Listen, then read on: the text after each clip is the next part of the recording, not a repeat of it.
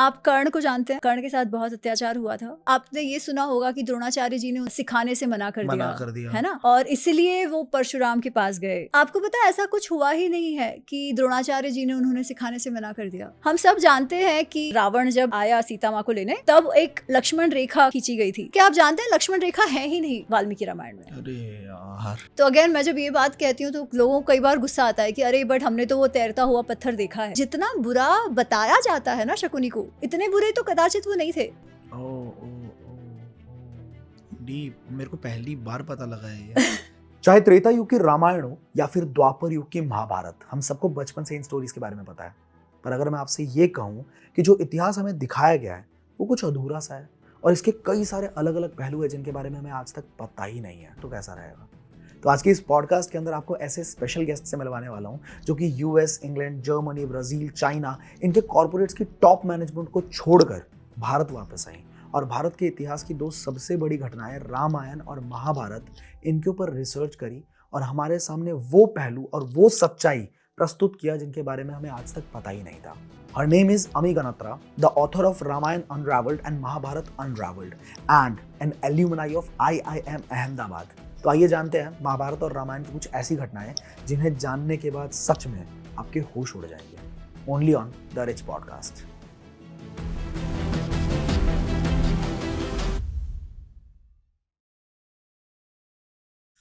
अमी का मतलब क्या होता है? अमी गुजराती शब्द है। Oh, so अमी you're का from earth, Gujarat. I am from Mumbai but I am a Gujarati from Mumbai. मतलब क्या है? उसका अर्थ होता है अमृत। अरे वाह। हाँ। तो आप अपनी जर्नी के बारे में थोड़ा सा मुझे बताओ। मैं क्वेश्चंस पे आऊंगा, बट हाँ। आप अपनी जर्नी के बारे में बताओ कि you have been a student of IIM Ahmedabad, then you have been to London, then you have been to Brazil also, Hong Kong में भी रहे हो आप। तो एक्सपीरियंस कैसा रहा आपका इन सारे देशों में? और फिर उसके बाद आपने आके भारत में ही अपना पूरा सेटलमेंट कर लिया। तो हाउ वाज द एक्सपीरियंस अलग अलग देशों का? मैंने ना जीवन में बहुत ऐसे प्लान करके नहीं किया है, पर जो किया है ना उसमें मेहनत करी है। ठीक है, तो जैसे मुझे MBA करना था, ये एक था, इंजीनियरिंग करा MBA करना था, तो MBA मुझे ये था कि करना है तो बेस्ट से करना है। एंड भगवान की कृपा रही, कई चीज़ में हम कहते हैं इसलिए नहीं हो जाता, कृपा होती है तो होता है, तो वो हुआ। उसके बाद मुझे ये मालूम था मुझे क्या नहीं करना है रादर देन क्या करना है। तो कुछ कुछ चीज़ें थी जो मुझे नहीं करना था। थैंकफुली जो और ऑप्शंस थे उसमें से कंसल्टिंग में जॉब मिला और वो अच्छा रहा। कंसल्टिंग ऐसे होता है उसमें काफ़ी ट्रैवल करना होता है एंड मुझे हमेशा से घूमना अच्छा भी लगता था। तो उसके कारण क्या हुआ कि एक तो भारत में अलग अलग क्लाइंट्स के साथ अलग अलग सिटीज़ में जाना होता था, अलग अलग प्रोजेक्ट्स के लिए, अलग अलग सेक्टर्स के लिए। इंटरनेशनल प्रोजेक्ट्स होते थे, इसके लिए मैं फिर लंदन गई थी। फिर उसके बाद मैंने कंसल्टिंग छोड़ा, कॉर्पोरेट ज्वाइन किया, तो उसके लिए फिर मैं हांगकांग गई थी। और वापस आने का तो, और जब मैं हांगकांग में थी, मेरा बेस हांगकांग था, बट काम फिर इंटरनेशनल ट्रैवलिंग होता था और भी। इसके कारण मैं ब्राज़ील में रहना हुआ 6 महीने प्लस, जर्मनी में रही हूँ, US में रही हूँ, इंडोनेशिया में रही हूँ, सारे प्रोजेक्ट रिलेटेड।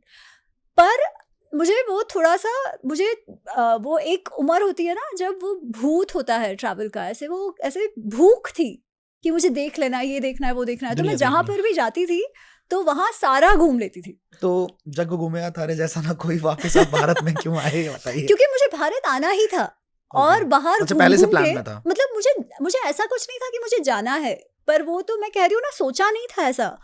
पर क्योंकि इंजीनियरिंग मैंने करा, इंजीनियरिंग के बाद तो बहुत सारे जो मित्र थे वो GRE देके और पढ़ने, MS करने वगैरह चले गए थे। हमारी 80% बैच जो थी वो बाहर चली गई थी। जाना होता तो मैं तभी भी जाती, मैंने GRE भी दिया था, स्कोर भी अच्छा था, पर मुझे मन नहीं था। मुझे एक तो MS भी नहीं करना था और मुझे तब US जाके रहने का मन नहीं था। पर ये तो फिर सिचुएशंस ऐसी आ गई कि सामने से ऑफर आया एंड फिर मम्मा का भी ये था कि इट्स ग्रेट आपको इंटरनेशनल एक्सपोजर मिल रहा है, तो आप क्यों मना करो। करेक्ट। तो इसलिए, बट हमेशा से ये तो था कि वापस तो आना है।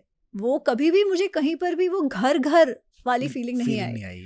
हर जगह बहुत अच्छे था, अनुभव सारे बहुत अच्छे थे, पर ये था कि हाँ, यहाँ पर हम अतिथि हैं, मेहमान हैं। जितना घूमना घूम लो, निचोड़ लो, दृश्य को वापस अनुभवों को बस इकट्ठा कर लो और जाना है। इसलिए आना तो था ही, इट वाज अबाउट कब आना है। तो अच्छा, जब आप आए तो क्या जरूरत महसूस हुई या क्या ऐसा इंस्पिरेशन आया आपको कि मैं अब महाभारत अनरावल्ड और रामायण अनरावल्ड लिखूंगी? तो आपको ऐसा क्या इंस्पिरेशन आई होगी, कुछ ना कुछ तो ऐसा लगा होगा नहीं, कि यार एक्चुअली I इसमें want भी to write ऐसे this था book. कि कई हाँ. बार हमने कुछ ना सोचा हो पर ऐसे लोग निमित्त बन जाते हैं।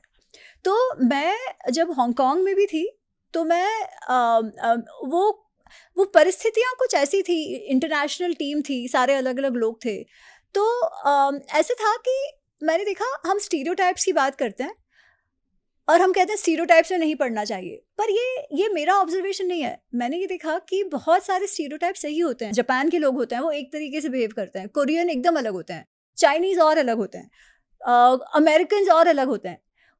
और अलग इन व्हाट सेंस कि अगर सपोज एक प्रॉब्लम सामने खड़ा है तो उस प्रॉब्लम को आप किस तरीके से डील करते हो, है ना, वो आप प्रेडिक्ट कर सकते हो बियॉन्ड पॉइंट कि कोई कैसे करेगा, अधिकतर क्या उनका इंक्लिनेशन रहेगा, है ना। और मैं भारतीय हूँ और जो भारतीय और थे जो कई बार तो यूएस में जन्मे हो, सेकंड थर्ड जनरेशन हो, हम लोग बहुत एक तरीके से करते थे। अब वो यूएस में जन्मे, मैं भारत में जन्मी, फिर भी एटीट्यूड एक जैसा कैसा, वो मानसिकता एक जैसी कैसी, है ना। भारतीयों का ये है कि कितनी भी ऐसे गड़बड़ हो जाए ना, हम अपना कुछ ना कुछ जुगाड़ कर लेंगे। और इसीलिए बहुत सारे जो कॉर्पोरेट्स हैं जो बाहर के भी हैं वहाँ हम लोग बहुत अच्छा करते हैं, क्योंकि वो दिमाग ऐसा है ना कि हम कोई भी अड़चन से अटक नहीं जाते। बिल्कुल सही है, बचपन से यही देखा है। बिल गेट्स ने बोला था कि एक आलसी को दे दो सबसे जरूरी काम, वो कोई ना कोई रास्ता ऐसा ढूंढ निकाले। लेगा कि आराम से कैसे हो सकता है। हाँ, और हम लोग हार्ड वर्किंग भी होते हैं, मेहनतू भी होते हैं, परिश्रम भी बहुत करते हैं, बिल्कुल। तो ये होता है। तो उसी दौरान फिर मैंने एक पुस्तक पढ़ी थी जिसका नाम था बीइंग डिफरेंट, राजीव मल्होत्रा जी की वो पुस्तक है। मैं सारे यंगस्टर्स को, सारे युवाओं को कहती हूँ कि एक बार वो पढ़िए, बीइंग डिफरेंट। उसमें वो इस प्रश्न पर भार देते हैं कि एक हिंदू या एक भारतीय होना वो औरों से कैसे अलग है। ठीक है, जैसे आप अपने घरों में देखिए, एक परिवार होगा, उसमें मम्मी होंगी वो कृष्ण भक्त होंगी, दादी काली भक्त होंगी, पापा जी बोलेंगे हम तो किसी को नहीं मानते, लड़का बोलेगा मैं तो हनुमान जी का भक्त हूँ, है ना। आपने कोई भी और रिलीजन के घरों में ये देखा है? आप सोचिए, ये हमारे लिए रोज की बात है, हम ऐसे ही, हमारे सबके परिवार ऐसे हैं, और हम इसे बेसिकली वो कहते हैं ना कि टेकन फॉर ग्रांटेड होता है कि ऐसा होता है। पर जब आप देखते हो कि सपोज एक प्रोटेस्टेंट क्रिश्चियन फैमिली है तो उसमें केवल एक ऑप्शन होता है, या तो वो प्रोटेस्टेंट क्रिश्चियन है, और मैं भारत के बाहर की बात कर रही हूँ क्योंकि भारत में तो सबके इसमें कुछ ना कुछ ऐसा चलता है, ठीक है। पर भारत के बाहर इफ देयर इज से a German Protestant Christian family, तो या तो सारे के सारे प्रोटेस्टेंट होंगे या कुछ यंगस्टर्स होंगे वो एथीस्ट हो जाएंगे, ठीक है। पर ऐसे कोई ऐसा होगा कि कोई कुछ और मान रहा है ऐसे वैसे, बट जनरली ऐसा नहीं है, अधिकतर एक ही होता है। तो वो जो प्लूरलिटी की हम बात करते हैं या विविधता की बात करते हैं, हम लोग तो हमारे घरों में ही देखते हैं। इसीलिए हम बाहर भी जाते हैं तो कभी तो हम उनमें घुल मिल जाते हैं और अपना छोड़ते भी नहीं है। और अब ये भी कभी नहीं कहते कि नहीं भाई हम यहाँ रह रहे हैं, हमारा इतना नंबर हो गया, अब हमारे लॉ चलेंगे, ऐसा भी नहीं है। और आप देखोगे ना तो अधिकतर जो महाभारत रामायण के विषय में लिखा जाता है वो फिक्शन होता है। और मैं क्यों कह रही हूँ फिक्शन होता है, क्योंकि लोग अपने मन से लिखते हैं। वो बोलेंगे कि हम आज के कॉन्टेक्स्ट में महाभारत रामायण को इमेजिन कर रहे हैं, या वो बोलेंगे हम द्रौपदी के पर्सपेक्टिव से इसे लिख रहे हैं, या हम कर्ण के पर्सपेक्टिव से लिख रहे हैं, है ना। अब द्रौपदी और कर्ण का पर्सपेक्टिव मतलब क्या, हम तो उनके सर में बैठे नहीं है ना। तो आप कैसे मतलब पर्सपेक्टिव आपका है, करेक्ट है, जो आपने द्रौपदी के नाम से लिखा है ना। और मैं ये नहीं कह रही कि नहीं लिखना चाहिए, ठीक है लिखो, वो क्रिएटिविटी है कि आप वो सोच पा रहे हो, वो बहुत अच्छा है। पर उसमें क्या होता है, सब अपने अपने हिसाब से जब लिखते हैं तो सच क्या है झूठ क्या है, एक्चुअल महाभारत में क्या हुआ था, इसका सारा कंफ्यूजन हो जाता है, जो मुझे भी हुआ था। और फिर अधिकतर हमने जो महाभारत रामायण पढ़ी है, देखी है, वो टेलीविजन से देखी है, उसमें भी कुछ कुछ चीज़ें ऐसी हैं जो आप सुनते हो फिर उससे अलग हो जाती है। तो मुझे ये था कि भाई ऐसा कैसा है कि हमारे ऋषि मुनि इतने कंफ्यूज्ड थे कि कोई कंसिस्टेंसी ही नहीं है इन कथाओं में, कोई कुछ कहता है, कोई कुछ कहता है, कोई कहेगा कि स्त्रियों के साथ तो हमेशा अत्याचार हुआ है, कोई कहेगा कि अरे आप तो हमेशा जातिवादी रहे हो। और पूरे विश्व में घूम के ये देखा कि जो नारी शक्ति या जो देवी उपासक तो हम ही हैं, तो वो जो पोजीशन स्त्रियों को मिलता है वो भी हमारे में मिलता है, तो सच्चाई कहाँ है। इसलिए पढ़ना शुरू किया था। लिखने का कोई सोचा नहीं था कि लिखना है, बस क्यूरियोसिटी थी, जानना था, इसलिए पढ़ना शुरू किया। जब पढ़ा तो लगा कि भाई कितना कुछ ऐसा है जो हम समझते हैं उससे एकदम अलग है। और जब वो पढ़ा, जब व्यास जी का महाभारत पढ़ा और वाल्मीकि जी का रामायण पढ़ा, तब जो सारे प्रश्न थे ना उसके उत्तर स्वयं से मिल गए कि उसमें कोई भी कंफ्यूजन नहीं है। बहुत क्लियर है कि क्यों कोई निर्णय लिया जा रहा है, क्यों कोई कैसा व्यवहार कर रहा है, बहुत बहुत बहुत ज़्यादा क्लियर था। ठीक है, कोई उसमें कोई कंफ्यूजन था ही नहीं। एटलीस्ट पढ़ने के बाद मुझे मेरे सारे उत्तर मिल गए। तो बस वही था। फिर लिखने का तो ऐसे हो गया कि बस एक मेरे मित्र हैं प्रवीण तिवारी जी, वो पब्लिशर थे, और मैं जो ब्लॉगिंग करती थी, कुछ कुछ पोस्ट लिखती थी, उन्होंने सजेस्ट करा कि भाई व्हाई डोंट यू राइट, क्योंकि इतना लिखा गया है पर एक्चुअल महाभारत रामायण जो व्यास जी का महाभारत है और वाल्मीकि जी का जो रामायण है, उस विषय में तो बहुत ही कम लोग जानते हैं और ऐसी कोई पुस्तक भी नहीं है। या तो ट्रांसलेशंस है, या तो उनके एब्रिज्ड वर्जन्स है, या फिर फिक्शन है। पर ऐसी पुस्तक जो पढ़ने में बहुत सुलभ हो, सुगम हो, इजी टू रीड हो और एग्जैक्टली क्रोनोलॉजिकली भी ना कहे, वो कथा सुनने में इजी आसानी से आप पढ़ सको, वैसा आप सोचो। पर जो व्यास जी और वाल्मीकि जी कह रहे हैं उसको ट्रू रहकर, एकदम उसके उस हिसाब से लिखकर, तो बस वैसा फिर लिखना शुरू हुआ और महाभारत लिखी। और महाभारत को बहुत अच्छा रिस्पांस मिला। मुझे तो कोई जानता नहीं था, मैं फर्स्ट टाइम ऑथर थी। मैं खुद अभी पिछले 5-7 दिन पहले की बात है, बचपन में, क्योंकि मेरी 1 साल की पढ़ाई हुई है सरस्वती शिशु मंदिर हाँ, से। अच्छा। तो वहाँ पे एक किताब थी महाभारत की, वो किताब मैंने पढ़ी हुई थी बचपन में, मतलब उसी से मेरे अंदर इन्फॉर्मेशन है जो भी थोड़ी बहुत है। तो मैं कुछ दिनों पहले अमेजोन पे ढूंढ रहा था कि वो वाली किताब, क्योंकि नाम भी नहीं याद अब तो, वो पूरी किताब, लेकिन वो बहुत अच्छी किताब थी, वो मैं ढूंढ रहा था, वो मिली नहीं। तो अब मैं ये वाली किताब जरूर ऑर्डर करूंगा, एटलीस्ट मिल जाएगी। राइट, तो महाभारत से रिलेटेड आपने बहुत रिसर्च करी होगी, या फिर रामायण? पहले आपकी कौन सी किताब आई? पहली महाभारत थी। पहली महाभारत आई थी, ऑलराइट। तो उस पर आपने रिसर्च बहुत किया होगा, तो रिसर्च के अंदर क्या ऐसा मिला जिससे आपके भी मतलब होश उड़ गए कि यार हमें लग रहा था कि ऐसा है लेकिन है ऐसा? यार कोई ऐसी बहुत चीज सारी मिली? चीजें बताओ, थोड़ा इंटरेस्टिंग चीज है। हमने अधिकतर, अच्छा मैं पहले आपसे पूछती हूँ, जी ठीक है? आप कर्ण को जानते हैं? जी जानता हूँ। और कर्ण के साथ बहुत अत्याचार हुआ था। जी। क्यों हुआ था? सूर्यपुत्र थे। हाँ। कुंती माँ उस टाइम पे अविवाहित थी। हाँ।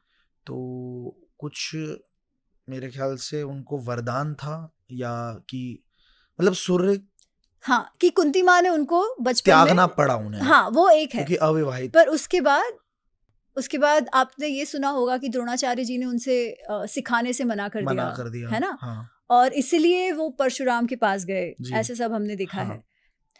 आपको पता है ऐसा कुछ हुआ ही नहीं है कि द्रोणाचार्य जी ने उन्होंने सिखाने से मना कर दिया।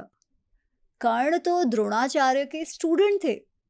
अच्छा। वो लोग जो, और वो सबसे पहले दुर्योधन से, कौरवों से, पांडवों से इनके गुरुकुल में मिले थे, द्रोणाचार्य जी के गुरुकुल में। और क्यों वो गुरुकुल में थे? क्योंकि उनके जो पिताजी हैं अधिरथ, वो धृतराष्ट्र जो राजा थे, उनके बहुत ही अच्छे मित्र थे। तो इसलिए उनके भी जो बच्चे थे वो भी इनके साथ गुरुकुल में पढ़े थे। ठीक है। अच्छा, अब फिर वो परशुराम जी के पास क्यों गए? क्योंकि कर्ण को ना हमेशा से अर्जुन से बहुत स्पर्धा होती थी। वो एक किस्म का जेलसी था, क्योंकि अर्जुन का कैसे था, अर्जुन छोटा था, हमेशा खुद के काम में फोकस होता था। उसको बस ये है कि उसे कुछ दुनियादारी की पड़ी नहीं है, उसे ये है कि मैं प्रैक्टिस करूंगा, अभ्यास करूंगा और मैं सबसे अच्छा बन जाऊंगा, ऐसे उसके दिमाग में होता था। ठीक है, इसलिए वो अपने में लगा रहता था। और कर्ण को ऐसा लगता था कि मैं इससे अच्छा हूं और मुझे इसे हराना है। तो उसे एक बार उसे लगा कि अगर मुझे अर्जुन को हराना है तो मुझे ब्रह्मास्त्र सीखना होगा। तो वो द्रोणाचार्य जी के पास जाकर कहते हैं कि मुझे ब्रह्मास्त्र सिखाओ।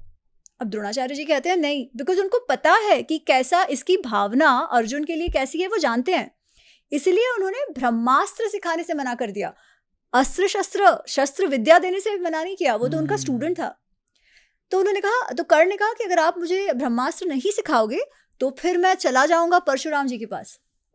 ठीक है, और इसीलिए वो जाता है। अच्छा, अब जब मैं कर्ण की बात करती हूँ ना, तो और आप भी देखना, ये पॉडकास्ट में जब आएगा तो बहुत लोग बहुत गुस्सा हो जाते हैं। वो बोलेंगे अरे ये क्या बोल रही है, क्योंकि कितनी सारी जो सीरियल्स हैं उसमें तो यही दिखाते हैं कि वो कर्ण के साथ बुरा हुआ, वो द्रोणाचार्य जी ने सिखाने से मना कर दिया, तो वो देखते हैं। जो फिक्शन कुछ कुछ लिखा गया है उसमें उन्होंने ये बना दिया है कि हमेशा कर्ण को विक्टिमहुड में डाल दिया है। पर आप जब व्यास रचित महाभारत पढ़ते हो उसमें कोई भी कंफ्यूजन नहीं है। वो 3 से 4 बार आया है कि वो द्रोणाचार्य जी का स्टूडेंट है, ठीक है। तो जिसको जो मानना है माने, पर महाभारत व्यास जी के अनुसार ये तो यही था, वो द्रोणाचार्य का स्टूडेंट थे। और ऐसे तो कितने सारी और बातें हैं। जैसे एक तो लोगों को पता भी होती है कि द्रौपदी, जनरली मैं किसी को पूछूंगी कि भाई क्यों हुआ युद्ध ये महाभारत का, तो लोग कहेंगे क्योंकि द्रौपदी ने इंसल्ट कर दिया दुर्योधन का, और वो दुर्योधन पानी में गिर गया और उन्होंने बोला अंधे का पुत्र अंधा। तो कितना एकदम अहंकार, एक तो मेल ईगो को लग गया। तो फिर उसने जो भी किया वो इसके रिवेंज में कर दिया। करेक्ट। पर अंधे का पुत्र अंधा ऐसा तो महाभारत में कुछ है ही नहीं। द्रौपदी का कैरेक्टर एकदम अलग है, वो उसने ऐसा बोला ही नहीं है। अरे ऐसा कुछ भी नहीं है महाभारत में कि उसे अंधे का पुत्र अंधा बोला। अच्छा, अब जब ये फैक्ट्स चेंज हो जाते हैं तो जो सीख है ना महाभारत रामायण की वो एकदम अलग हो जाती है। हमारे जो इतिहास है महाभारत और रामायण, एक तो मैं उसे इतिहास मानती हूँ, मैं उसे माइथोलॉजी नहीं कहती, ठीक है, क्योंकि वो मेरे हिसाब से क्या परंपरा और ऋषियों के हिसाब से भी वो केवल इन 2 पुस्तकों को इतिहास कहते हैं कि वो हिस्ट्री है, ऐसा हुआ था। और इस इतिहास को जिस तरीके से हमारे तक पहुंचाया गया है उसका एक उद्देश्य था। उद्देश्य ये है कि हमें हमारे जीवन में अपने पूर्वजों के जीवन से सीख मिले। करेक्ट, ठीक है। आपको एक और बात बताती हूँ, शकुनी का नाम आपने सुना है जी। आप शकुनी का नाम सुने तो आपको क्या याद आता है? एक वो ऐसे क्रूर सा और लंगड़ता चलता है ना। और हमको पता है B.R. चोपड़ा जी के महाभारत में भी वो लंगड़ते चल रहा है। फिर उसके बाद जो और नई महाभारत आई, तो मैंने जब महाभारत पढ़ा तो उसमें तो उसकी कोई ऐसे लंगड़ने की बात ही नहीं है, ठीक है। देयर इज नो लिंपिंग, मसाला लगाया गया, मसाला बनाया गया। आपको उसकी मैं बैक स्टोरी बताती हूँ। तो मैं ये देख रही थी कहाँ से ये लिंपिंग आया। फिर ट्विटर पे एक बार कुछ बात चल रही थी तो मैंने कहा यार ये है नहीं महाभारत में, तो कहाँ से ये लिंपिंग आ गई है। तो ट्विटर पे ना बहुत सारे ऐसे लोग मुझे मिले हैं जो एक्चुअली व्यास रचित महाभारत को बहुत अच्छे से जानते हैं, जिनका भी उस पर स्टडी रहा है, ठीक है। एक माय सूत्रधार करके है, उनकी गेम्स भी बहुत अच्छी हैं। वो रामायण और महाभारत के रिलेटेड गेम्स भी बनाते हैं। यहाँ ही गुड़गांव का उनका ऑफिस है। तो वो भी, तो उन्होंने बताया कि इसकी बैक स्टोरी क्या है वो लंगड़ने की। अब क्या कितना सही है गलत है मैं नहीं जानती, पर मैंने ये वो जो ट्विटर एक्सचेंज था उसमें ये इन्फॉर्मेशन मुझे मिली कि जब वो लोग शूट कर रहे थे ना, तो शकुनी का रोल किया था गुफी पैंटल जी ने। तो गुफी पैंटल जी को पैर में कुछ लग गया, तो इसलिए वो लंगड़ रहे थे। पर उनको लगा कि हमको जो वो क्रूर कैरेक्टर करना है तो उससे तो ये मैच हो रहा है, ठीक है। तो फिर वो रहा। अब जब वो रहा तो उसके बाद का जो भी कुछ आया उसमें वो लंगड़ना भी रह गया और ज्यादा उसमें मिर्च मसाला लग गया कि वो अपने पाँव को ऐसे कर रहा है और याद दिला रहा है अपने आप को कि भाई कि मैं क्यों लंगड़ा हो गया हूँ और मुझे पूरा ये ध्वंस कर देना है कौरवों को या हस्तिनापुर को, जबकि ऐसा कुछ नहीं है। इनफैक्ट शकुनी ऑफ कोर्स वो चाहता था कि सब कुछ उसकी भांजी को मिले और उसने द्यूत में डिसीव किया था युधिष्ठिर को और वो सब है। परंतु जितना बुरा बताया जाता है ना शकुनी को, इतने बुरे तो कदाचित वो नहीं थे। 2 प्रसंग आते हैं, 2 बार ऐसा हुआ है कि शकुनी दुर्योधन को समझा रहे हैं अच्छा कि मत भाई करो। तुम जाने दो, दे दो ना उनका इंद्रप्रस्थ, तुम्हारे पास हस्तिनापुर है, सब कुछ है, जितने रिचेज हैं, जितनी लग्जरी है, सुख सुविधाएं हैं, पावर है, सब कुछ है, हस्तिनापुर में ही है, तो क्यों उनका ले रहे हो, जाने दो। क्या बात है। तो ये उन्होंने भी कहा था। तो ये चीजों के कारण फिर उसमें और लोग फिक्शन डालते हैं और बैक स्टोरीज हो जाती है, क्योंकि फिर वो रिवेंज वाली बात सबको अच्छी लगती है ना कि हाँ वो शकुनी को तो ऐसे था कि हस्तिनापुर टीआरपी वाली बात है ना, जो कि ऐसा दिखाओ तो ऐसा चलेगा। हाँ। जेब में ऐसे पैसे आएंगे। कई बार फिक्शन में काम भी ये होता है कि आप अगर नया कुछ नहीं डालोगे तो क्या, that is the part of fiction as well, right. Correct. And fiction जब तक पोजिशन होता है कि ये फिक्शन है तो मुझे कोई दिक्कत नहीं है, जिसको जैसा लिखना है लिखे, क्योंकि क्रिएटिविटी का भी उतने तक सोच पाना और कनेक्शन करना वो भी एक कला है ना। तो I am not against fiction at all, परंतु इतिहास क्या है ये भी जानना आवश्यक है।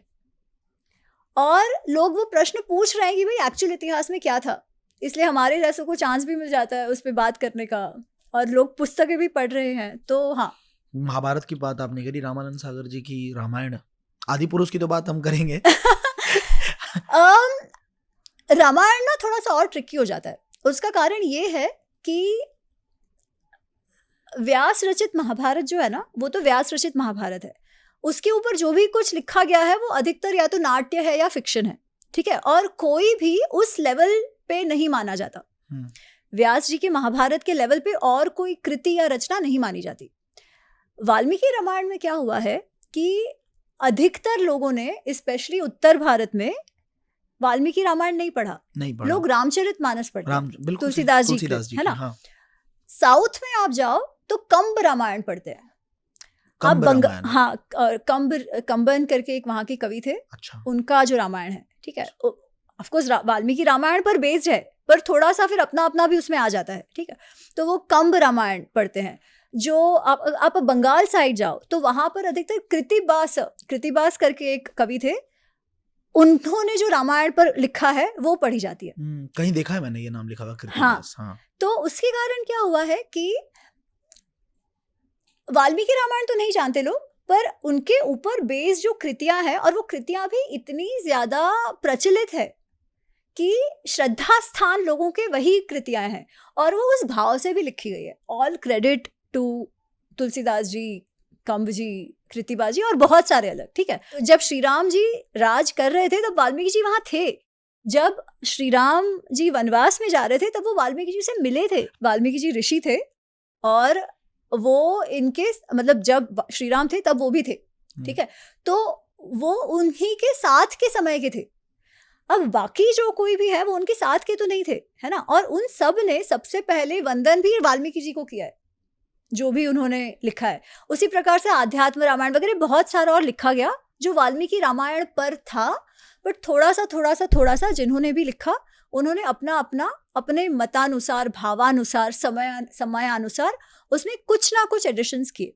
रामचरितमानस ने तो एक बहुत बड़ा कार्य किया है कि जब मुगलों का अत्याचार अपने चरम सीमा पर था, तब जब लोगों को एक आशा चाहिए थी कि भाई हम सरवाइव तो करें, तब तुलसीदास जी ने जो संस्कृत में जो था वो लोगों की भाषा में लोगों तक पहुंचाया, है ना।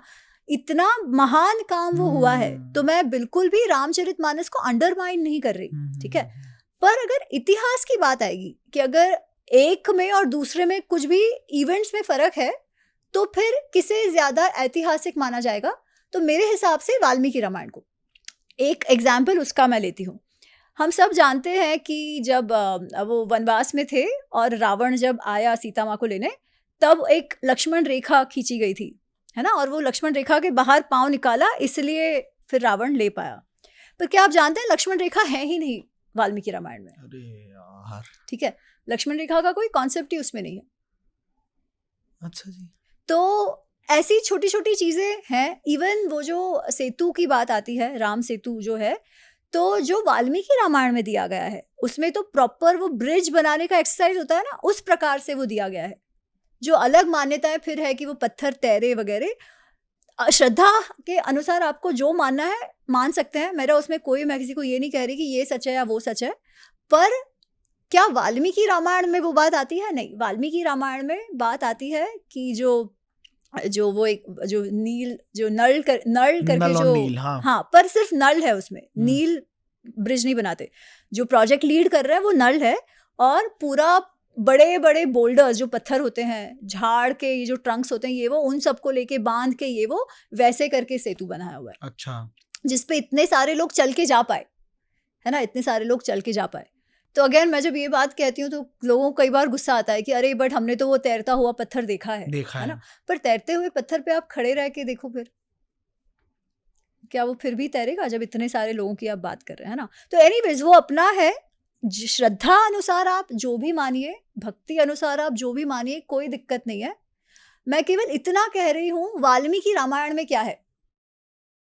मैं ये नहीं कह रही कि वो गलत है और आप केवल ये मानो, ये मैं नहीं कह रही। मैं ये कह रही हूँ वाल्मीकि रामायण में ये है, वाल्मीकि रामायण में वो बात नहीं है। अब उसके बियॉन्ड आपकी जैसी श्रद्धा।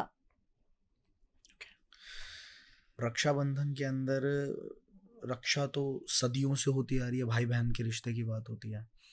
तो श्री कृष्ण की भी एक बहन थी जिनके बारे में बहुत कम मेंशन किया गया, लेकिन जगन्नाथपुरी में उनके साथ उनकी वो भी है सुभद्रा, और उससे पहले विंध्यवासिनी भी एक माँ है जो उनकी बहन रही है।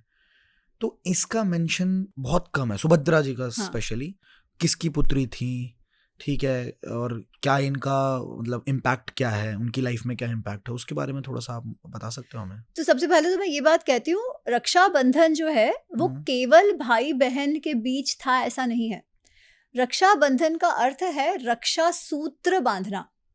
ठीक है, रक्षा सूत्र बांधना मतलब आप अपने भाव से जब वो रक्षा सूत्र बांधते हो तो आप ये प्रार्थना कर रहे हो कि मैंने जिसे भी ये रक्षा सूत्र बांधा है उसकी रक्षा हो, मेरा भाव है उसमें। ठीक है, तो कितने बहुत समय तक पत्नियां भी अपने पतियों को रक्षा सूत्र बांधती थी। ठीक है, ये काफी सारे एग्जाम्पल्स है कि शची जो है उन्होंने इंद्र को रक्षा सूत्र बांधा जब वो युद्ध के लिए जा रहे हैं।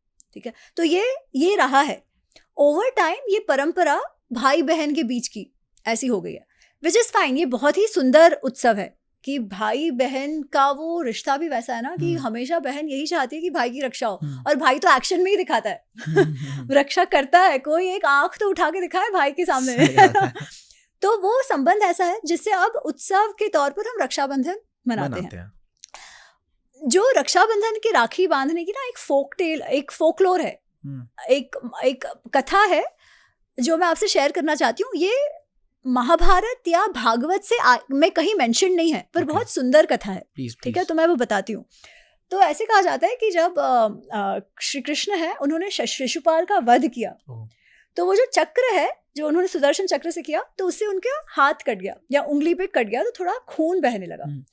और जो द्रौपदी है, द्रौपदी उनको सखा मानते हैं ना, वो बहुत क्लोज फ्रेंड्स हैं, तो मतलब भाई बहन जैसे हैं। तो द्रौपदी जी ने क्या कहा कि अपना जो साड़ी का पल्लू था उससे फाड़ कर उनके हाथ पर बांध दिया। ठीक है, तो वो कृष्ण कहते हैं कि तुम्हारी ये राखी या तुमने जो ये बांधा है उसका मैं जरूर ऋण चुकाऊंगा।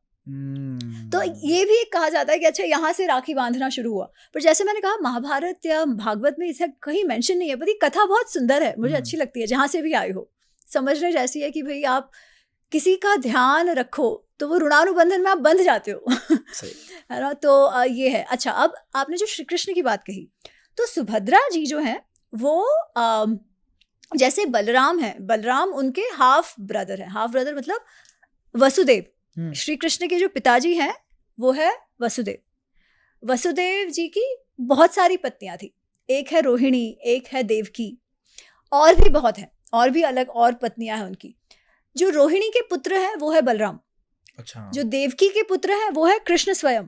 वैसे ही या तो रोहिणी या कोई और है, इनकी जो पुत्री है वो है सुभद्रा। अच्छा। तो वो श्री कृष्ण की हाफ सिस्टर है, स्टेप सिस्टर है, ऐसे आप कह सकते हो स्टेप सिस्टर है। उनके विषय में वैसे तो बहुत नहीं कहा गया, पर महाभारत में उनका बहुत बड़ा रोल रहा है। अच्छा। क्योंकि उनका विवाह, सुभद्रा का जो विवाह है वो अर्जुन के साथ हुआ है। ठीक है, वो अर्जुन की एक पत्नी थी और उनका पुत्र है अभिमन्यु।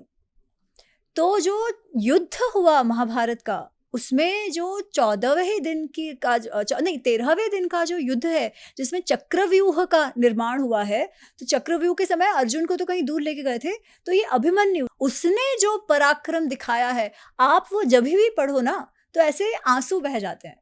वो छोटे से 16-17 साल का वो लड़का था जो उसने पराक्रम दिखाया है कि अच्छे अच्छे योद्धा जो कौरव साइड के थे उनके छक्के छूट गए और 6 योद्धाओं ने मिलकर उसे पछाड़ा। 16 वर्ष का वो बच्चा, आप सोचो इतना उसमें पराक्रम था। वो जब लड़ाई कर रहा था तो भीष्म और द्रोण भी कह रहे हैं कि हमको तो अर्जुन में और इसमें कोई फर्क ही नहीं ध्यान में आ रहा। तो वो अभिमन्यु, तो वैसे उनके विषय में भले बहुत ज्यादा इंफॉर्मेशन हमारे पास नहीं है, पर जितनी भी इंफॉर्मेशन है, और उनका जो पुत्र है उन्होंने तो बहुत बड़ा कारनामा कर डाला है महाभारत में। तो महाभारत के में भले प्रेजेंस थोड़े समय के लिए रहा हो, पर बहुत महान रहा है। अच्छा, इसके अलावा पांडवों के सारे पुत्र, जो द्रौपदी के सारे पुत्र थे या अभिमन्यु या घटोत्कच ये थे, ये सब युद्ध में देहांत उनका हो गया। ठीक है, अभिमन्यु का विवाह तब हुआ था और अभिमन्यु की जो पत्नी है उत्तरा, वो तब प्रेग्नेंट थी। ठीक है, तो अभिमन्यु तो इसमें शहीद हो गए जो युद्ध हुआ था उसमें। तो अब पांडवों का जो लिनिएज है उसे वंशावली आगे कैसे बढ़ाए? तो वो भी अभिमन्यु के पुत्र द्वारा हुआ है जिसका नाम था परीक्षित, राजा परीक्षित, ठीक है। तो सुभद्रा तो उनकी दादी हुई, हाँ तो कृष्ण से ना, वही तो मतलब जो महाभारत, जो पांडवों की वंशावली आगे बढ़ी है वो सुभद्रा के पुत्र के द्वारा बढ़ी है। ओ ओ ओ ओ डीप। मेरे को पहली बार पता लगा है ये कि अर्जुन की धर्मपत्नी थी सुभद्रा। मुझे लगता था एक ही है द्रौपदी। नहीं, सभी की एक एक, सभी की और रानियां थी। अच्छा, और रानियां हाँ, थी सब जैसे अर्जुन की तो उलूपी करके एक है, चित्रांगदा करके है और सुभद्रा है, वैसे और ही द्रौपदी है। भीम के वलंधरा करके एक थी और हिडिंबा है। हिडिंबा टेम्पल जो मनाली में हाँ, है। जो घटोत्कच की माँ है। हाँ हाँ हाँ। तो द्रौपदी उनकी महिषी थी, जो मेन क्वीन कहते हैं ना पांचों भाइयों की। बारबरीक भी तो हिडिंबा के ही पुत्र थे, तो जैसे हमारे खाटू श्याम जी हैं। हाँ, तो ये कथा भी महाभारत में नहीं है, ये महाभारत पर ये मान्यता है जिसमें वो खाटू श्याम जी को बर्बरीक का रूप मानते हैं, ठीक है। तो ये कई बार क्या होता है ना कि महाभारत एक ऐसी कथा है जो पूरे भारत भर को जोड़ता है और फिर सभी भारतीयों को उसे अपना बनाना है।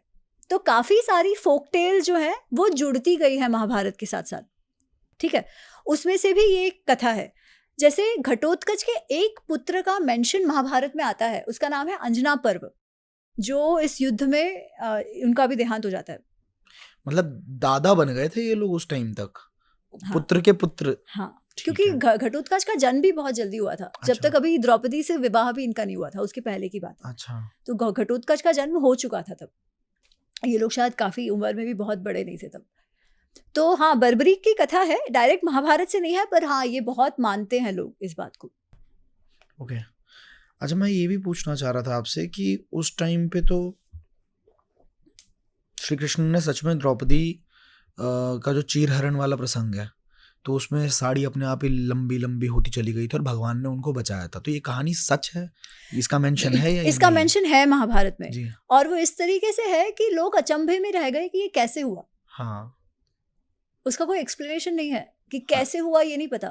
पर देखिए कई बार ना हम जिसे मिथिकल या झूठ मान के हमको लगता है ये नहीं था, अगर आप सोचो ना तो वो महाभारत रामायण जो हमारे इतिहास, जो हमारे ऋषि है ना, उसे कई बार वो मेटाफर के हिसाब से कहते थे।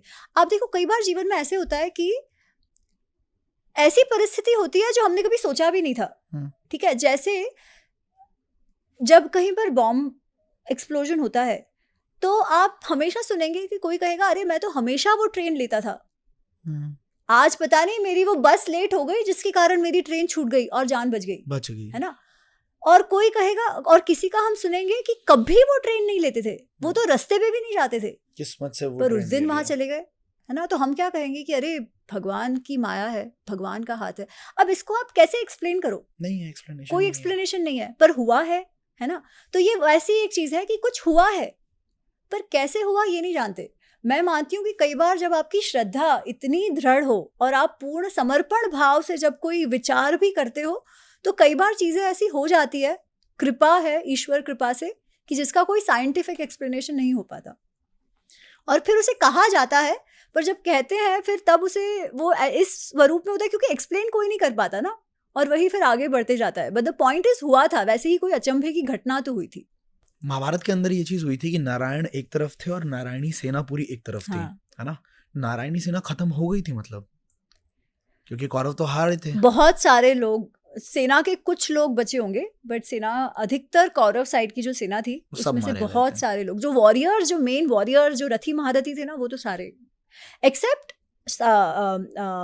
कृतवर्मा, कृपाचार्य और अश्वत्थामा। कौरवों ये के तो साइड से ये तीन इमॉर्टल्स, जो थे, कृपाचार्य और अस्थामा तो इमॉर्टल्स हैं। इमॉर्टल्स। आप हाँ, मतलब कृपाचार्य जी की मृत्यु के बारे में नहीं कहा।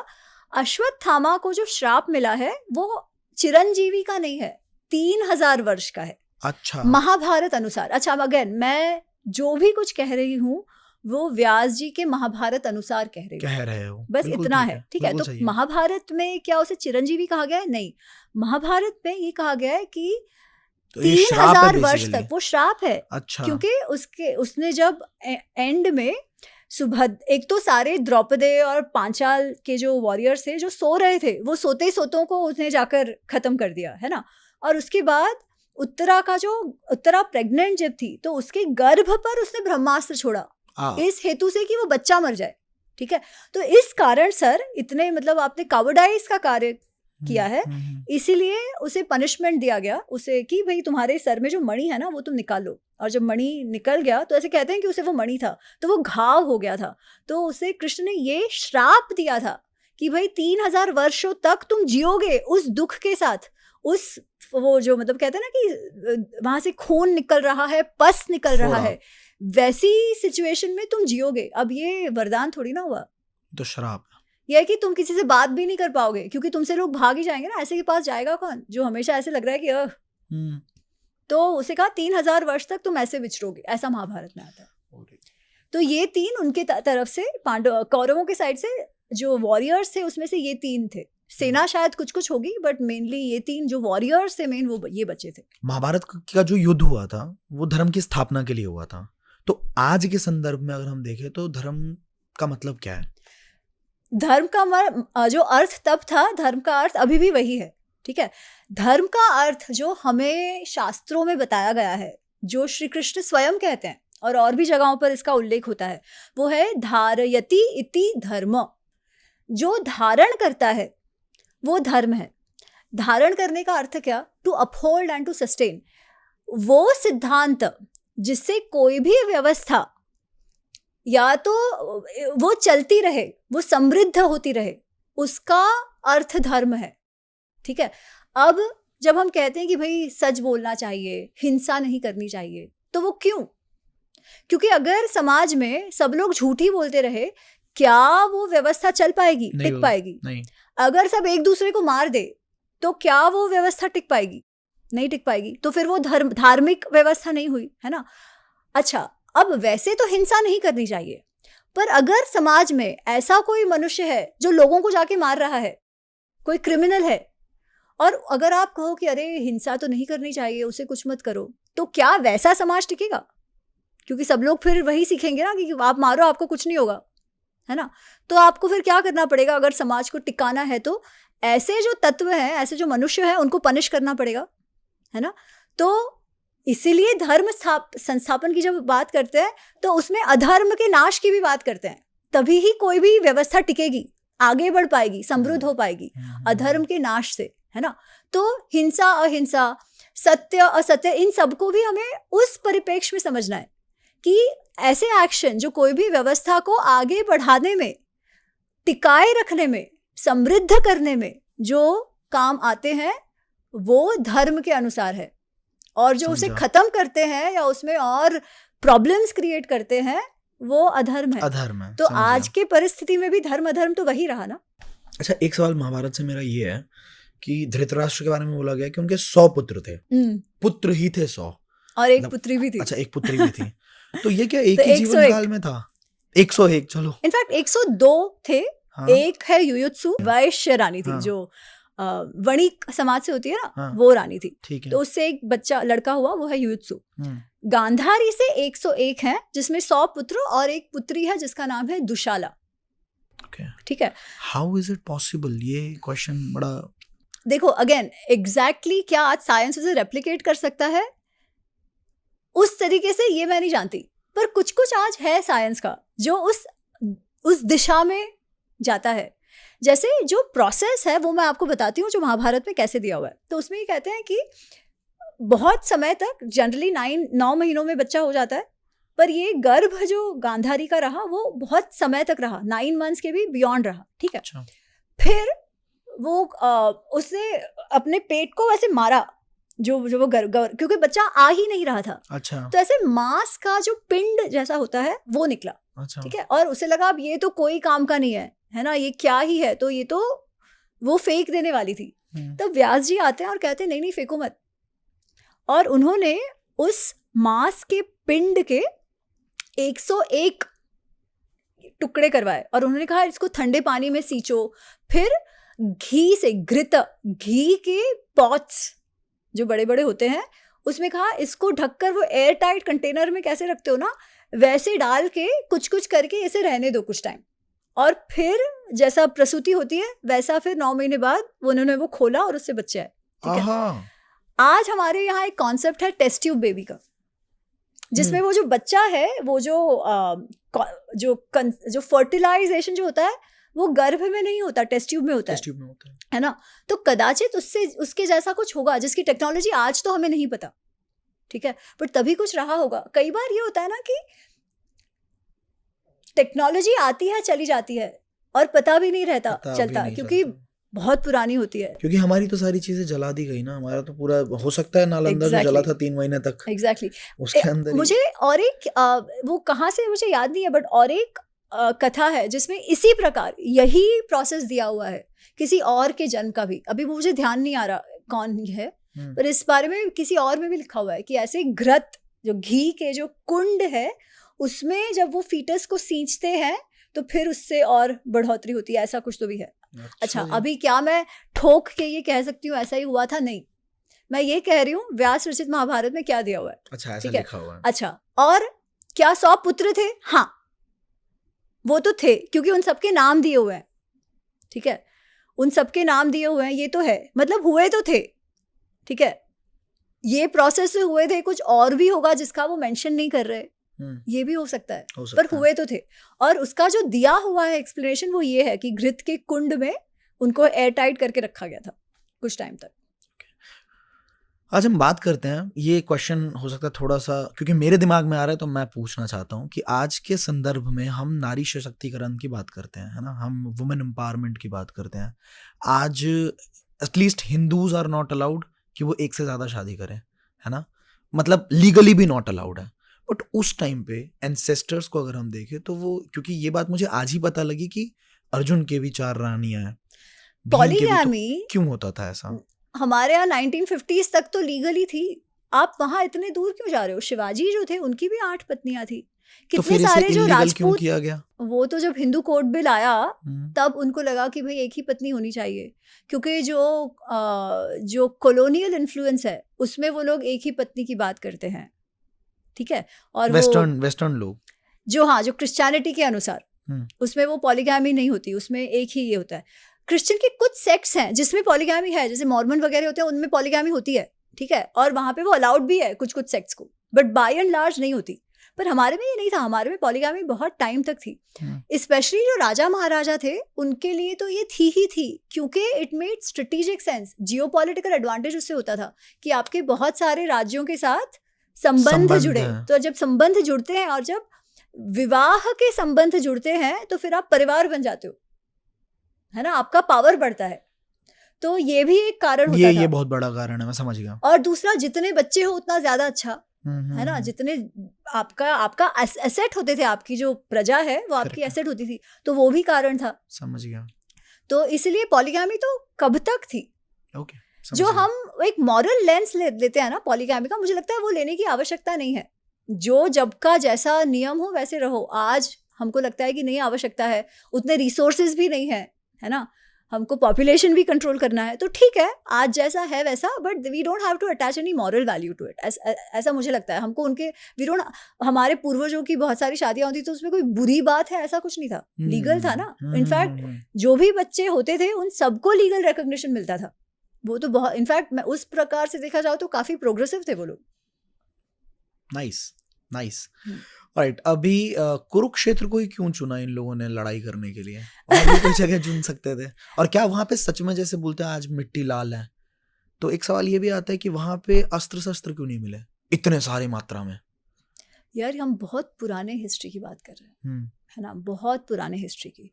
उसमें क्या रहा क्या नहीं रहा, आज भी खोदकाम जो आर्कियोलॉजी है वो कितने नीचे तक गया हम तो नहीं जानते। क्या खुदाई हुई भी है कि नहीं, आप देखो। बस यही जवाब मैंने दिया था जब मेरे दोस्त ने मुझसे पूछा था। क्योंकि कितना सारा है जो हम नहीं जानते आज, है ना, कितनी सारी खुदाइयाँ हुई भी नहीं है। जहाँ हुई है, जैसे मीरठ है ना, उसके पास हम हस्तिनापुर को कहते हैं कि वो आज जहाँ का मीरठ एरिया है वहाँ है। और वहाँ पे जो बीबी लाल जो नामक हमारे जो आर्कियोलॉजिस्ट थे उन्होंने खुदाई की है और उनको वैसे अवशेष भी मिले हैं कि यहाँ ऐसा कोई राज्य हो सकता है ना। तो इतनी सारी चीजें हैं आशुतोष हमारे इतिहास की जो कहीं दबी पड़ी और हमें पता नहीं है, पता भी नहीं है। जैसे द्वारका भी तो अभी मिला ना, द्वारका वो जो पूरा हरियाणा बेल्ट है वहां पे जो साइट्स मिल रहे हैं, किलाड़ी जो साउथ में मिल रहे हैं, हमको जो हमारी संस्कृति लगती है उसकी डेट भी हर बार और पुरानी होती जाती है, नई डिस्कवरी से। तो क्योंकि केवल हम जानते नहीं है उसका मतलब था नहीं, ऐसा नहीं है, क्या पता क्या और निकलने वाला हो। और ऐसी कथा जो इतने वर्षों तक रही है, एक जनरेशन से दूसरे जनरेशन से तीसरे जनरेशन से, कुछ तो होगा ना। क्योंकि आज भी महाभारत में जो जगहों के नाम हैं वो आज भी है, जो कुछ वंशावलियां उन्होंने कही है कि यहाँ के राजा ये थे, यहाँ के राजा ये थे, उसका पुष्टिकरण और पुस्तकों से भी हुआ है और कथाओं से भी हुआ है। जब महाभारत के अंदर बहुत सारे रूल्स को तोड़ा गया था, ब्रेक किया गया था, छल कपट बहुत यूज हुआ था, है ना। अभिमन्यु को फंसा दिया, जैसे अर्जुन को छल से कहीं और लेके चले गए और अभिमन्यु को फंसा दिया चक्रव्यूह के अंदर। यार वो स्ट्रैटेजी है ना। सुदर्शन चक्र से सूरज को ढक दिया। हाँ, ओके। दुर्योधन को बिलो द बेल्ट जाके मारना, तो बहुत सारे छल कपट का प्रयोग भी किया गया था। तो क्या ये इस स्टेटमेंट को जस्टिफाई करता है कि everything is fair in love and war? Actually ऐसा नहीं है, ठीक है। हमने किस बात, अभी धर्म की बात कही और ये धर्म युद्ध की बात होती है। सबसे पहला प्रश्न तो ये पूछना चाहिए, युद्ध हुआ क्यों? युद्ध तो होना ही नहीं चाहिए था। सबसे पहली बात तो युद्ध क्यों हुआ? क्योंकि छल कपट से पांडवों को वनवास में भेज दिया गया, है ना। उनका इंद्रप्रस्थ जो उन्होंने खड़ा किया था वो हड़प लिया गया। कितने सारे संधि के डिस्कशंस हुए थे, नेगोशिएशंस की बात हुई थी, जहां पांडवों ने कहा था केवल 5 गांव दे दो, आप इंद्रप्रस्थ भी रखो। अगर हमारे परिवार में, हमारे कुटुंब में अगर हम युद्ध अवॉइड कर सकते हैं तो आप 5 गांव ही हमें दे दो, हमको इंद्रप्रस्थ भी नहीं चाहिए।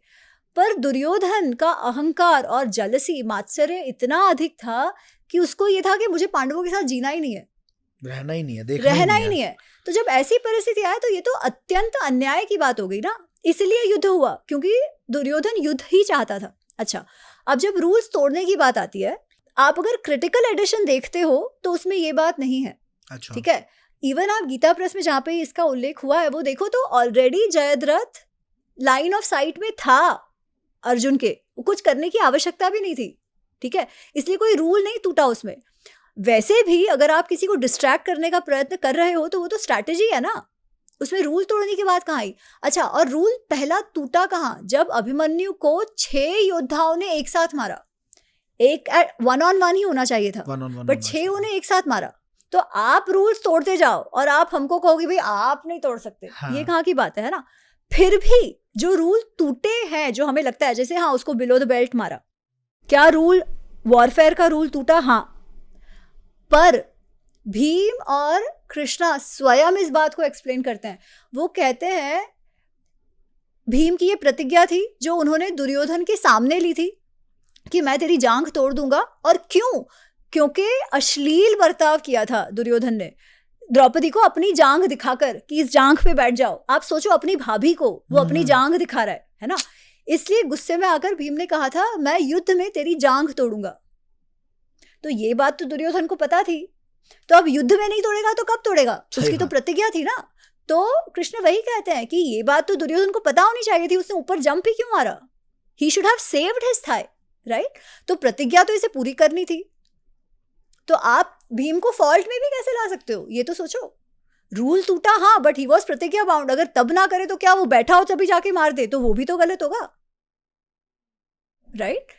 तो युद्ध में स्ट्रैटेजी भी होती है, सामने वालों ने क्या सोच रखा है ये भी आपको सोचना होता है। अगर आप वो नहीं करे तो आप चूक गए। दुर्योधन भूल गया कि उसका ये था तो उसने जंप क्यों मारा, है ना। तो ये उसकी असावधानी हुई ना, वैसे देखा जाए तो। बिल्कुल सही बात है। कहे बिना तो नहीं हुआ था, कहा था जांघ टूटेगी और फिर टूटा था। क्या बात है। 12 साल तक ये वनवास में रहे थे, 12 साल और 1 साल अज्ञातवास। तो उस टाइम पे भी अपने आप को युद्ध के लिए प्रिपेयर कर रहे थे। तो इनकी मतलब कोई ऐसी इंसिडेंट जो थोड़ा अच्छा सा रहा हो या कोई इंटरेस्टिंग इंसिडेंट हुआ हो उस 12 साल के अंदर? यार बहुत कुछ हुआ है, मतलब मैं इतने छोटे इसमें तो नहीं कह सकती। पूरा वन पर्व है, पूरा एक पर्व है, अध्याय है इसका लंबा सा, जिसमें उन्होंने वन में क्या क्या हुआ वो पूरा लिखा हुआ है।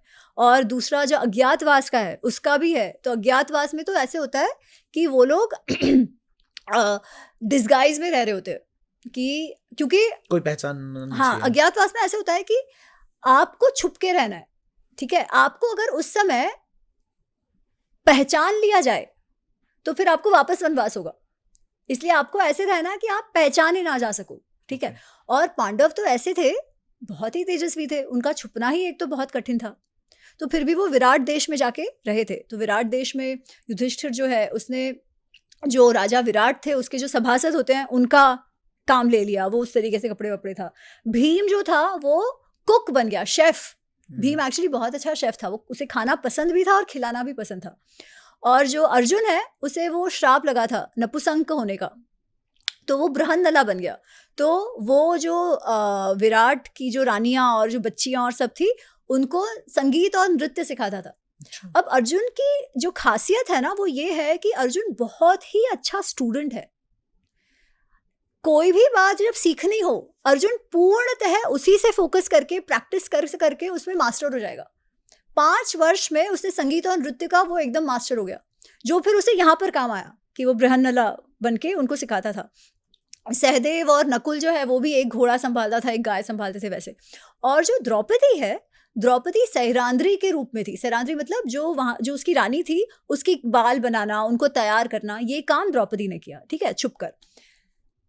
10 महीने तो बहुत अच्छे से जानते हैं, शांति से चले जाते हैं।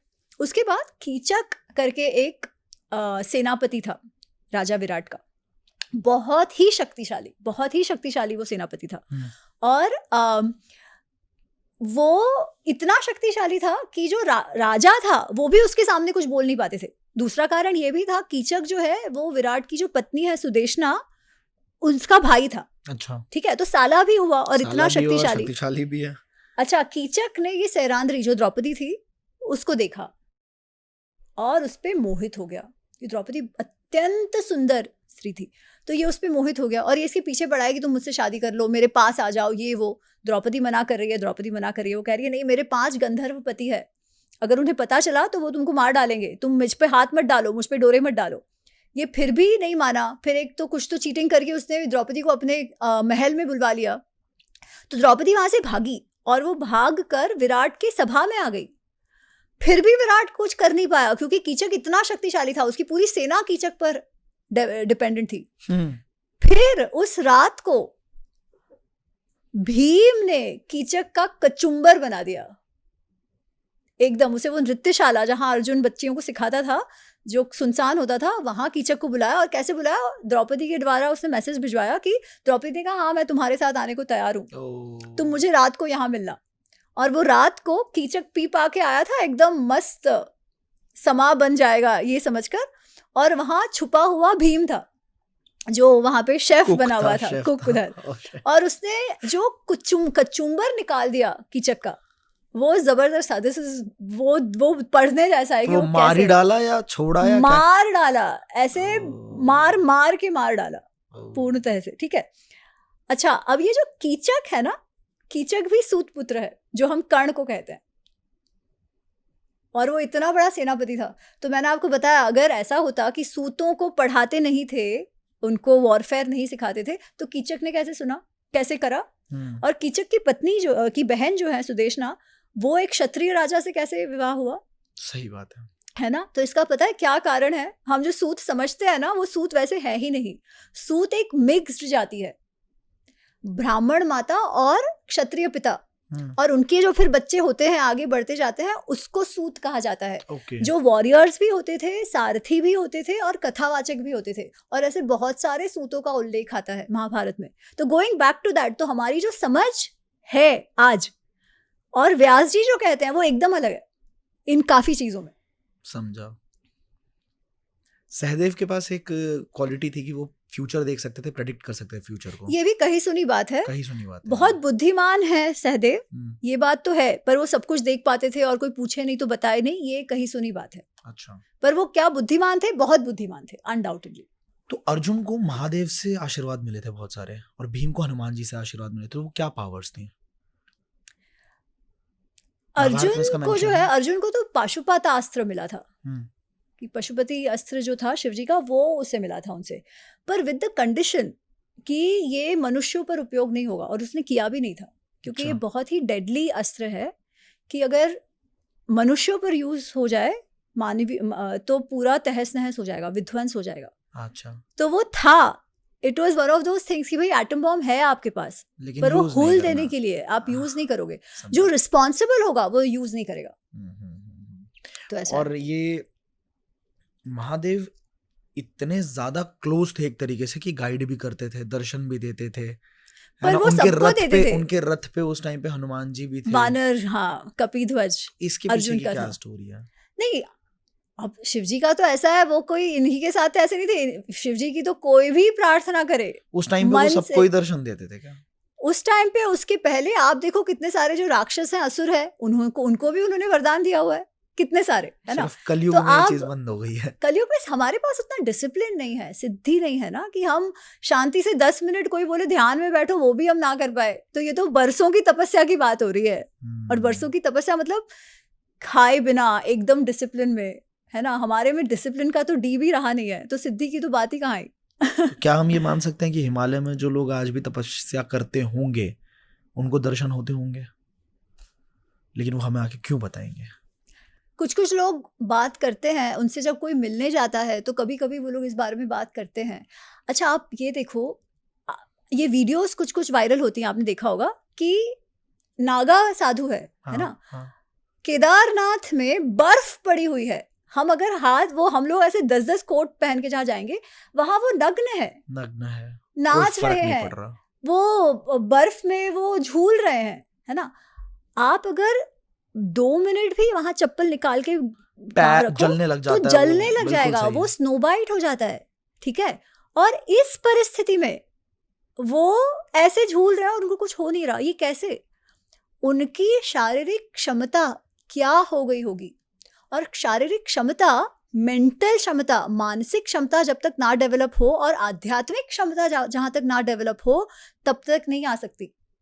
तो वो सिद्धि है जो उन्होंने हासिल करी है।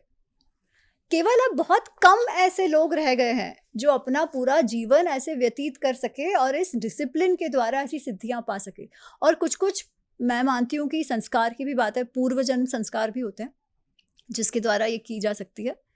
पर हाँ, सबके बस की तो ये बात ही नहीं है। लवली। बहुत मेहनत और बहुत परिश्रम लगता आज है। के इस पॉडकास्ट में मुझे पर्सनली बहुत कुछ सीखने को और नया जानने को मिला है, क्योंकि मैंने भी किताब तो पढ़ी थी, बहुत पहले पढ़ी थी, वो तो बचपन में, मैं शायद 3rd या 4th में होऊंगा उस टाइम। तो वो कुछ पार्ट मतलब बिट्स एंड पीसेस मुझे याद थे उसके बाद फिर वही धारावाहिक देखी है, टेलीविजन पे जो भी चीजें मिली है, वो तो I got a lot to learn from you.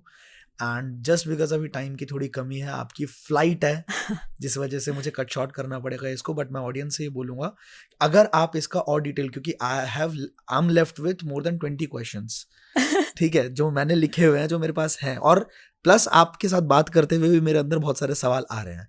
But time की शॉर्टेज होने की वजह से आज हम इस पॉडकास्ट को यहीं पे कंप्लीट करेंगे। अगर आपके कुछ सवाल हैं तो आप नीचे कमेंट करके जरूर पूछना मुझसे। मैं ये सेम पॉडकास्ट, इसका सेकंड पार्ट आपके साथ जरूर करना चाहूंगा। ऑलराइट, पक्के से, मुझे भी बहुत मजा आया। So I will see you all. बहुत अच्छा लगा इस पॉडकास्ट को जानते हुए। मैं आप सबसे एक दरख्वास्त करूंगा कि देखो, हमारा धर्म ना, अभी रिसेंट की बात है, चंद्रयान 3 जब सॉफ्ट लैंडिंग हुई है, स्मूथ लैंडिंग हुई है, तो वहां पे भी किन्होंने ये बात बोली, आप बताइए जरा।